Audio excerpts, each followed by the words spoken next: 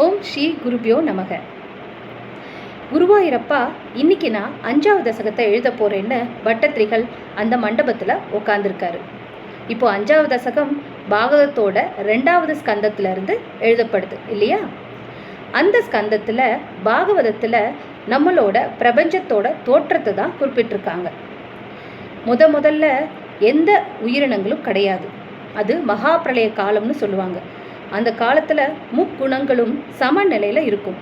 சத்துவகுணம், ரஜோகுணம், தமோகுணம், இது மூணுமே எப்போவுமே சமநிலையில் இருக்கும். அப்போது மாயை அப்படிங்கிற ஒரு செயல் இருக்கவே இருக்காது. அது அந்த பரமாத்மா கிட்ட மட்டும்தான் இருக்கும். ஸ்தூல சூஷ்ம ரூபமான இந்த பிரபஞ்சம் இல்லாமல் இருக்கும்போது, பிறப்பு இறப்பு இல்லாமல் இருக்கும்போது, சம்சாரம் அப்படிங்கிற ஒன்று இல்லாமல் இருக்கும்போது, ஒன்லி சச்சிதானந்த ரூபியான அந்த குருவாயூரப்பா நீ தான் இருந்த. உன்கிட்ட தான் அந்த மாயை இருந்துச்சு. அப்புறம் கொஞ்சம் காலத்துக்கு அப்புறம் உனக்கு படைக்கணும்னு என்ன வந்ததுக்கப்புறம் இந்த முக்குணங்கள் தன்னோட சமநிலையை இழக்க ஆரம்பிச்சது. மாயை கொஞ்சம் கொஞ்சமாக அசைஞ்சது. அதுலேருந்து தான் பஞ்சபூதங்கள் தோன்றுச்சு, தன் மாத்திரைகள் தோன்றுச்சு, தேவர்கள், அதுக்கு அதிபதியானவர்கள் எல்லாம் தோன்றுனாங்க. அப்படி தோன்றினோடனே இந்த பிரம்மாண்டம் ஒரு நீருக்குள்ளே அழுந்தி இருந்தது.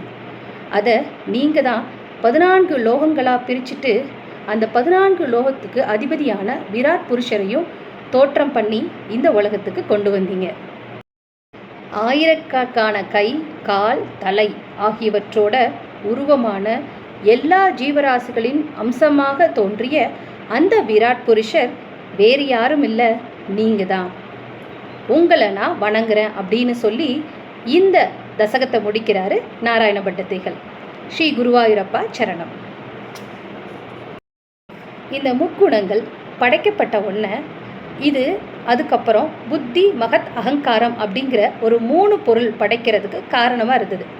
இந்த முக்குணங்கள் சமநிலையாக இல்லைன்னா உயிர்கள் படைக்கப்படும் இல்லையா?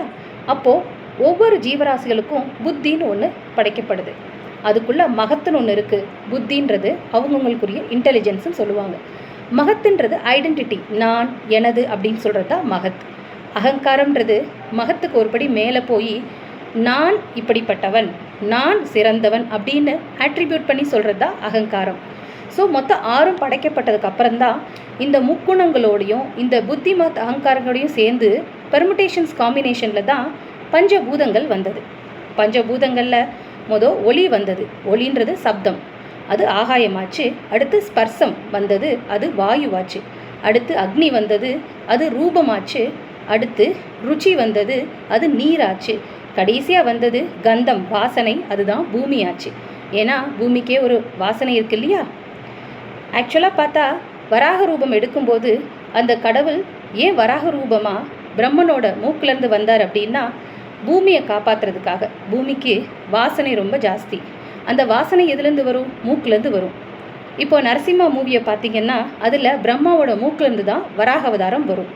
இந்த காரணத்துக்காக தான் கந்தம் மிகுந்த பூமியை காப்பாற்றுறதுக்காக பெருமாள் வராக அவதாரம் எடுத்து பிரம்மாவோட மூக்கிலேருந்து வர்றாரு. இப்போது பஞ்சபூதங்கள் படைக்கப்பட்டாச்சு. இதோடு சேர்த்து ஞானேந்திரியங்களும் கர்மேந்திரியங்களும் படைச்சிட்டு அதுக்கு தேவதைகளையும் படைச்சார் பகவான். இது படைச்சதுக்கு அப்புறம்தான் 14 லோகங்களாக பூமியை பிரித்து இப்போது பூமி நீருக்குள்ளே இருக்குது பல்லாயிரக்கணக்கு ஆண்டுகளாக. அதுக்கப்புறம் தான் இந்த விராட் புருஷர் வர்றாரு. இதோட ஒவ்வொரு சின்ன சின்ன தகவல்களும் ரொம்ப முக்கியமாக இருக்கும். ஏன்னா ஏன் பாகவதத்தை அவ்வளோ முக்கியமாக சொல்கிறாங்கன்னா, அதில் நம்மளோட பாரம்பரியம், நம்மளோட தகவல் எல்லாமே உள்ளே இருக்குது. இன்றைக்கி சின்ன குழந்தைங்க கேட்குற எல்லா கேள்விகளுக்கும் பதில் அதில் இருக்குது. அதை ஆழ்ந்து நல்லா படித்தோம் அப்படின்னா எல்லாத்துக்கும் பதில் சொல்லி நமக்கு வர்ற அடுத்த ஜென்ரேஷனையும் நம்மளோட பாரம்பரியம் மாறாமல், ஆன்மீகத்தை இழக்காமல் நாம் கொண்டு போக முடியும். ஸ்ரீ குருவாயூரப்பா சரணம்.